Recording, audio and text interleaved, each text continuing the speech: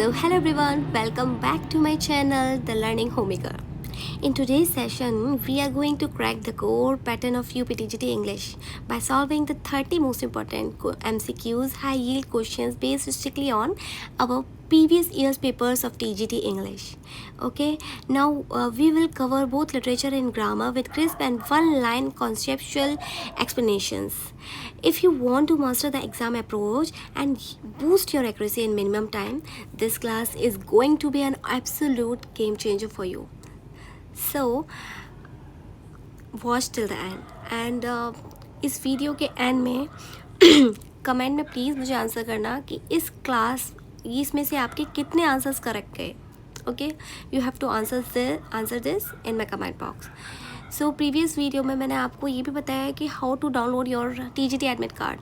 देखिए 4 days रह गए हैं, 4 days आर लेफ्ट, तो you have to be very careful and be attentive and be a smart learner. Smart study करिए क्योंकि अभी डीपली जाने का बिल्कुल भी टाइम नहीं है. और मैंने इस वीडियो में मैंने अपने 4 हमारे सिलेबस की 4 राइटर्स कवर किए हैं. इंपॉर्टेंट फैक्ट है एंड ग्रामर की बहुत ही इंपॉर्टेंट क्वेश्चन है. चलिए स्टार्ट करते हैं. Let's start the class. Now question number 1. Which of Shakespeare's plays contains the famous line, "The quality of mercy is not strained, it dropped as a gentle rain from heaven"?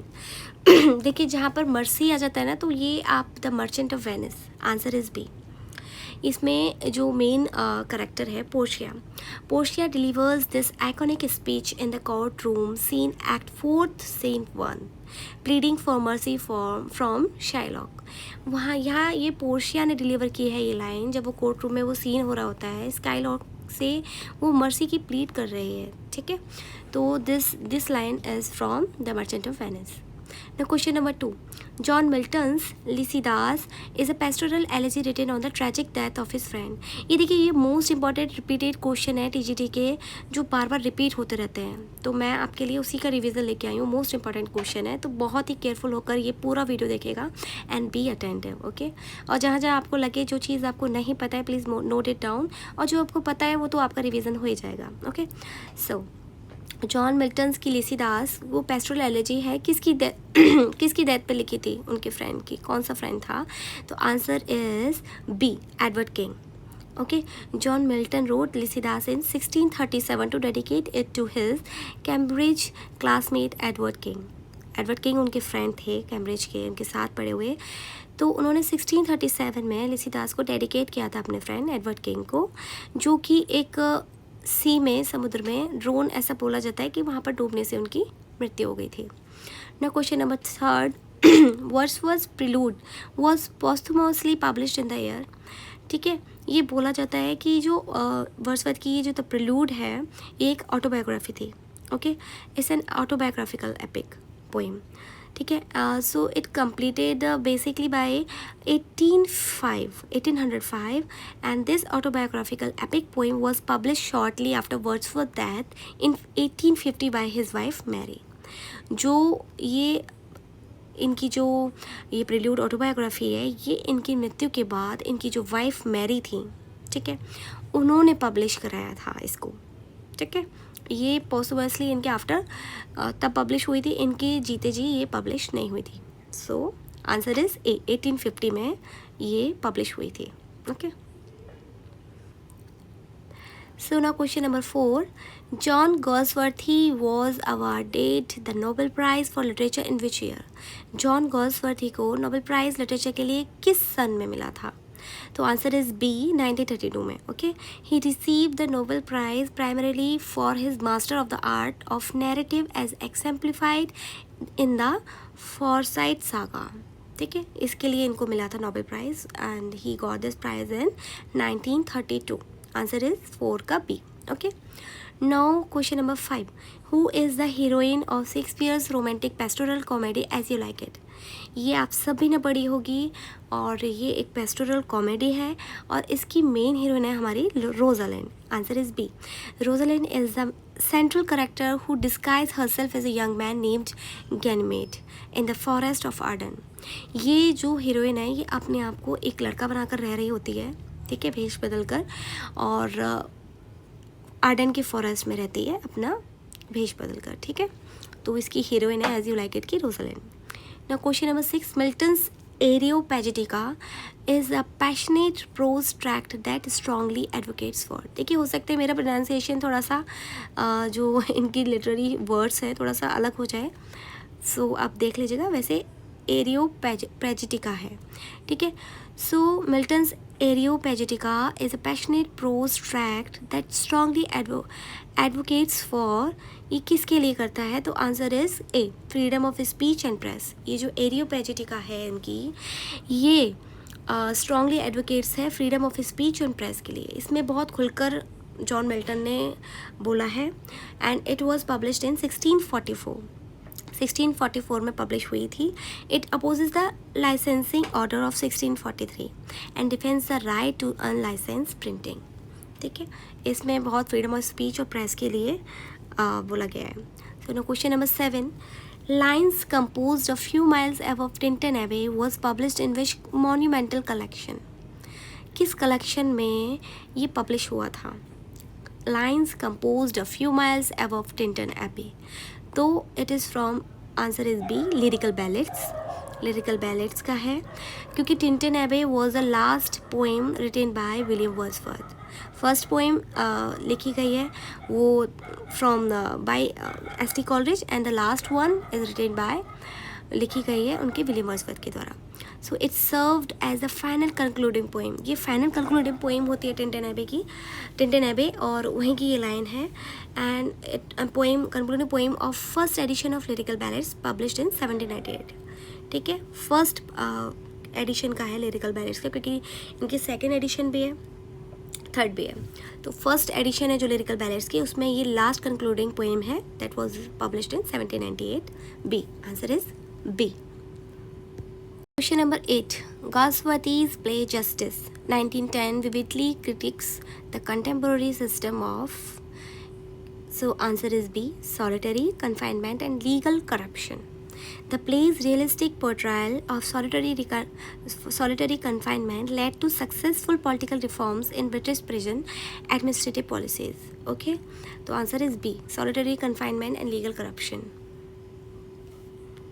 Now question number 9, in Paradise Lost book first, Saturn's second in command chief lieutenant is named, क्या name था उनका? तो answer is C, Beelzebub थे lieutenant, chief lieutenant थे book first में Saturn के second command में. Saturn confers immediately with Beelzebub next to him in power and crime upon waking up on the burning lake. ठीक है, जो book first है Saturn की, उसमें second in command chief lieutenant is Beelzebub. Answer is C. Now question number 10, William Wordsworth became the poet laureate of England in which year? किस year में William Wordsworth poet laureate बने थे? तो answer is ए, 1843 में. Following the death of Robert Southey, Wordsworth held the official laureate title from 1843 until his death in 1850. इनसे पहले Robert Southee बने थे, उसके बाद 1843 में विलियम वर्ड्सवर्थ बने और वो टिल अपनी डेथ तक पोएट लॉरेट रहे 1850 तक. ओके, सो आंसर इज किस सन में बने थे? 1843 में. A. Now question number 11, cowards die many times before their death. The valiant never taste of that but once. This quote belongs to, ये जो फेमस लाइन है ये कहाँ से ली गई है? तो it was from, answer B, it is from B, spoken by Julius Caesar ने बोला है ये एक्ट सेकेंड सीन सेकेंड में उनकी wife Calpurnia when she wants him not to go to the senate. जब वो उनको वहाँ जाने के लिए मना करते हैं तब वो बोलते हैं कि coward die many times before their death. जो डरपोक होते हैं ना, ठीक है, वो बहुत बार मरते हैं अपनी मृत्यु से पहले. ठीक है, बट जो एक बहादुर इंसान होता है वो डेथ से कभी नहीं डरता है.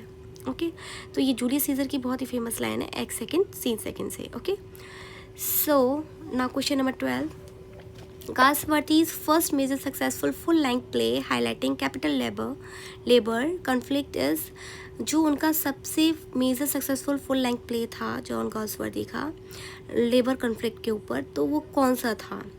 तो आंसर इज बी, स्ट्राइफ था. स्ट्राइफ 1909 में dramatizes a long unyielding industrial strike at the Tirantha tin plate works between opposing leaders. Leaders, ठीक है। ये इनका first major successful full length play था स्ट्राइफ, 909 में ये पब्लिश हुआ था। So answer question number 13, Shakespeare sonnet were first printed and publish collectively in 1609 by, किन के द्वारा ये पब्लिश कराए गए थे, जो उनकी first printed and publish collectively किसने प्रिंट कराए थे 1609 में। तो ये आपको पता है, उनके जो the publisher was Thomas Thorpe, ठीक है। The publisher Thomas Thorpe brought out the unauthorized quarto edition containing 154 sonnets, okay। तो answer is A, first printed publish उनके कलेक्टिवली 1609 में थॉमस थॉप ने कराए थे। Now question number 14, which poem by William Wordsworth is also widely subtitled Intimation of Immortality? कौन सी poem है जो इस सबटाइटल के साथ भी कही जाती है? तो answer is C, ode intimations of immortality, उसको ये भी बोला जाता है, ठीक है। It completed in 1806, this profound regular Pindaric ode explored the loss of celestial childhood vision and philosophical recovery. इसमें जो हमारी जो चाइल्डहुड विज़न होता है सेलेस्टियल, बहुत ही डिवाइन, उसकी लॉस को बताया गया है and it was completed in 1806 में। तो answer is C. Now question number 15, John Milton wrote Samson Agonistes structurally modeling it on which ancient genre? किस जॉनर में लिखा था? तो आप बताएंगे कौन से जॉनर में था। तो answer is B, Greek tragedy पे।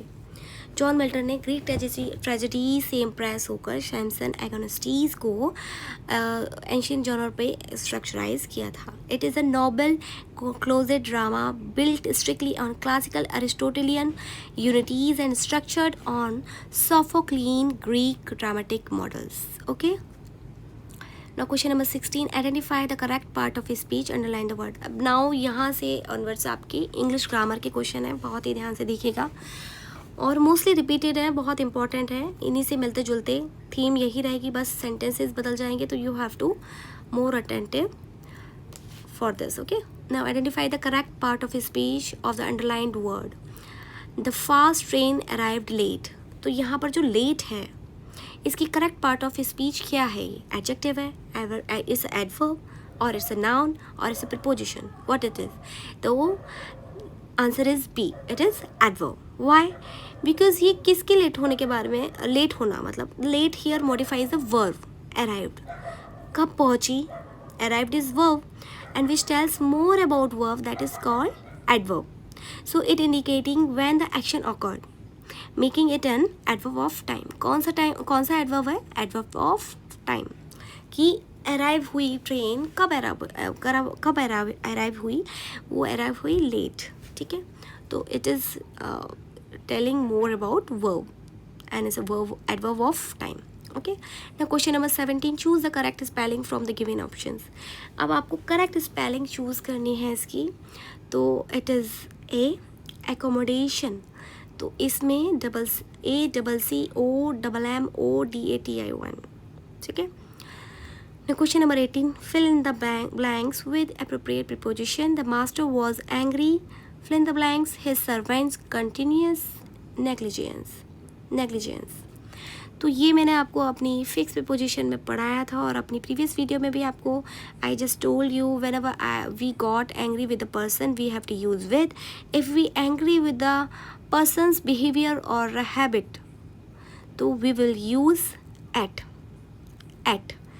एंग्री अगर किसी के व्यवहार पर हैं, किसी की आदत से हैं तो हम एट लगाएंगे, बट किसी पर्सन से है डायरेक्टली तो we will use with.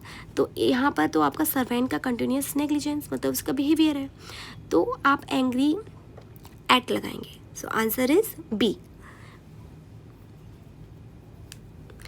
We use angry at something, an action or situation, whereas we use angry with a person directly, okay? Now question number 19, convert into indirect speech में convert करिए। He said let us go for a walk, इसको indirect speech में आपको change करना है। So answer is B. He suggested that they should, देखिए us है यहाँ पे, let us go for a walk, he said, तो he said मतलब he suggested। अगर यहाँ टीचर होता तो you will put ordered, right? ऊपर यहाँ पर सैड है, फ्रेंड है, वो सजेस्ट कर रहा है कि चलिए वॉक पे चलते हैं। तो इम्पेरेटिव सेंटेंस में जो हमेशा जब स्टार्ट होते हैं वो लेटर्स से ही होते हैं, ठीक है, बट वो सजेस्ट कर रहे होते हैं। उसके बाद आप लगाएंगे, अगर लेटर से आपका स्टार्ट है तो you have to write suggested और proposed, okay, then that plus subject plus should, okay. तो यहाँ पर लेटर्स की जगह आपका आ जाएगा they should go for a walk, he suggested that they should go for a walk. तो answer is B, because it is starting from letters na, and letters sentences are called imperative sentences that denoting proposal are converted using suggested or proposed। उनकी शुरुआत फिर suggested और proposed से होती है, then plus that plus subject plus should, okay। now question number 20, change the following sentence into passive voice। passive voice में आपको change करना है who wrote this beautiful poem। तो देखिए जहाँ भी हु से आपका क्वेश्चन वर्ड से सेंटेंस शुरू हो जाए तो हु का बाय हुम हो जाता है, बाय हुम कर देते हैं, and who changes into by whom and simple past active voice takes, मतलब वॉज वर लग जाएगा प्लस आपका past participle and structural inversion in questions, okay. तो you will write this by whom was this beautiful poem written, ठीक है। Main जो आपका question word से स्टार्ट होते हैं उनके बाद मोस्टली आपका हेल्पिंग वर्ब भी आ जाते हैं उनके बाद। By whom was this beautiful poem written, third form तो आपकी आएगी, ठीक है। ना question number 21, find out the error part in the sentence neither the teacher nor the student was present in the meeting, no error. इस यहाँ पर कहाँ एरर है मुझे आप बताइए। तो answer is C, part C में है, ठीक है। यहाँ पे when subject elements are joined by neither nor, जब नाइदर नॉर और से जब सेंटेंस आपका शुरू होता है तो verb agrees numerically with the nearest subject plural noun, जो नियर होता है सब्जेक्ट उसी के अकॉर्डिंग आपकी वर्ब लगती है, ठीक है।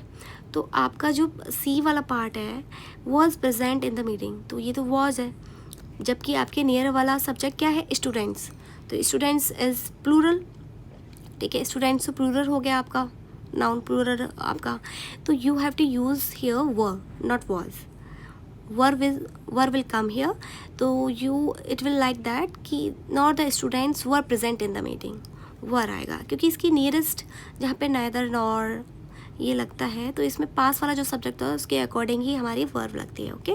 तो answer is C. Question number 22, what is the antonym of word elevate. Elevate, देखिए एलिवेट का मतलब होता है तो मतलब किसी मतलब उठी हुई जगह, मतलब हायर पोजीशन बोलते हैं ना, मतलब पोप ने, जॉन मिल्टन ने बहुत एलिवेटेड लैंग्वेज यूज़ की थी, ठीक है। ऊंची मतलब हाई, ठीक है, जबकि उठी हुई चीज़ों के लिए भी यूज़ होता है। तो यहाँ पर आप बोलेंगे डिग्रेड, किसी चीज़ को लोअर करना, डिग्रेड नीचा करना, means to lower in character, quality और स्टेटस, ओके। प्रमोट होगा नहीं, एक्सेंड होगा नहीं, रेज होगा नहीं, इन तीनों का मीनिंग्स लगभग सेम है, but degrade is means to lower in character और lower in something quality and status, okay. So answer is B. Now question number 23, choose the alternative which best express the meaning of the idiom to turn over a new leaf। इस idiom का correct alternative क्या होगा? To change one's behavior completely for the better, to read a new book carefully, to initiate a garden project, to shift responsibilities onto someone else। तो answer is A। This common idiom signifies making a fresh, improved start in personal conduct or life strategies। ठीक है। To turn over a new leaf मतलब to change one's behaviour completely for the better, किसी के व्यवहार को completely बदलना अच्छे के लिए, ठीक है। To turn over a new leaf, okay. Now question number 24, what is the synonym of the word benevolent. ये बहुत इंपॉर्टेंट वर्ड है और ये बहुत आता है, बेनिवोलेंट। बेनिवोलेंट एक बहुत ही मतलब बहुत ही अच्छे नेचर वाला, मेकिंग काइंड हार्टेड, ठीक है। तो इसका सिनोनिम होगा आपका kind hearted. Answer is B. Benevolent means well meaning, ठीक है। क्रूअल होगा नहीं, मिजरली होगा नहीं, मेलिवोलेंट होगा नहीं, तो काइंड हार्टेड होगा। Benevolent describes a well meaning, charitable nature, मतलब बहुत अच्छा नेचर, मतलब soft delicate type, kind hearted is perfect structural synonym, okay. So now question number 25, identify the correct option to fill in the blanks। It rains, we fill in the blanks match। If it rains, अगर rain होगी तो देखिए ये conditional clause हो गया, मतलब condition है कि अगर रेन होगी तो मैच ये हो जाएगा. तो this is a type 1 conditional clause structure where the conditional clause takes the simple present and the main clause takes will plus base verb. will जब अगर आपका conditional clause है फर्स्ट में आपका, तो जो सेकंड वाला है, सेकंड वाला clause है उसमें आपकी मेन clause क्या ले लेती है, will plus base verb. तो will आ जाएगा यहाँ पे. So answer is B. Will, if it rains we will cancel the match. Okay. Now question number 26. Give one word substitute for a person who hates mankind. ये सब repeated question है जो बहुत आ चुके हैं आपके PYQs में. ये मैंने पिछली टेस्ट सीरीज में भी था ये क्वेश्चन. तो जो मैनकाइंड से नफरत करता है, तो मीजेन मीन्स हो गया हेट, ठीक है, और एंथ्रोप्स हो गया आपका मैनकाइंड. तो जो मैनकाइंड से नफरत करता है वो मीजेन से हो. Okay, answer is C. Miso means towards human being. Okay, anthrop means humans. Miso means hatred, right? Now question number 27. Which of the following sentence exhibit the correct pronunciation pattern? Alas, the king cried, I am ruined. Alas, the king cried, I am ruined. तो इसमें है answer is D. Alas, the king cried, I am ruined. So sudden emotional interjections में हमेशा inside की words आती हैं with exclamation points followed by properly by dialogue tags. Okay, now question number 28. Identify the clause type of the underlined segment. I know where he lives. ये कौन सा clause है where he lives? बताइए.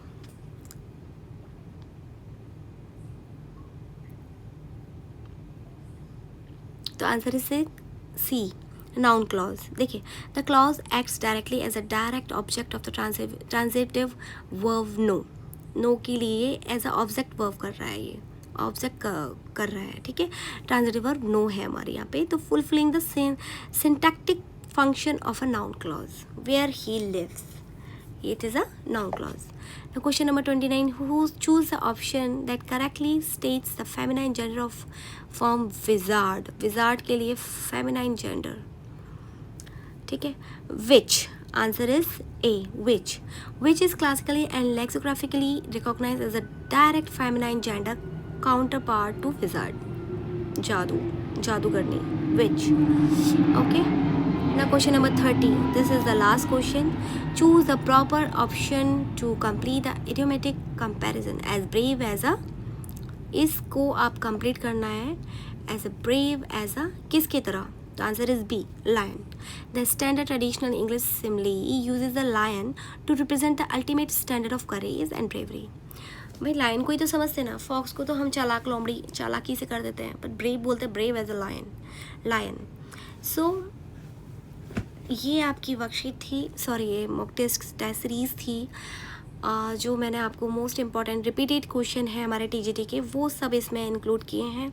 I hope कि आपको सब समझ आए होंगे. और आपके कितने क्वेश्चंस इसमें राइट थे, ऑनेस्टी से प्लीज़ मेरे कमेंट में विद योर नेम. अगर नेम नहीं बताना है कोई बात नहीं, but you have to write the total number answer that you have given correct answers. You have to write 4 correct या 25 correct answers या 26 correct answers. ऐसे आप प्लीज़ मुझे बताना, जिससे मेरा भी मॉरल थोड़ा बढ़ेगा और आप लोगों के लिए भी अच्छा रहेगा. ऑनेस्टी से अगर आप खुद को आंक रहे हैं तो बहुत अच्छी बात है. कुछ दिन बाद एग्ज़ाम है. I wish you best of luck for your exam. And बस रिवीजन करते रहिए, प्रैक्टिस करते रहिए, मॉक टेस्ट देते रहिए और विद कॉन्फिडेंस चाहिए और अच्छे से करके आइए. बस लाइक सब्सक्राइब शेयर कर दीजिएगा मेरी इस मेहनत के लिए. और आई होप कि आप सबका एग्ज़ाम अच्छा जाए. बस मुझे कमेंट में आपके कितने आंसर सही गए इस पूरी टेस्ट सीरीज़ को लगाने के बाद ऑनेस्टली आंसर कर दीजिएगा प्लीज़, अगर आपने ये वीडियो देखी है. इससे मुझे मेरा थोड़ा मॉरल सपोर्ट मिलेगा ताकि मैं और आपके लिए बहुत इंपॉर्टेंट टेस्ट सीरीज़ लेके आऊँ इन पूरे 4-5 दिनों में लगातार. सो तब तक के लिए stay tune, be positive, study करते रहिए. Good night.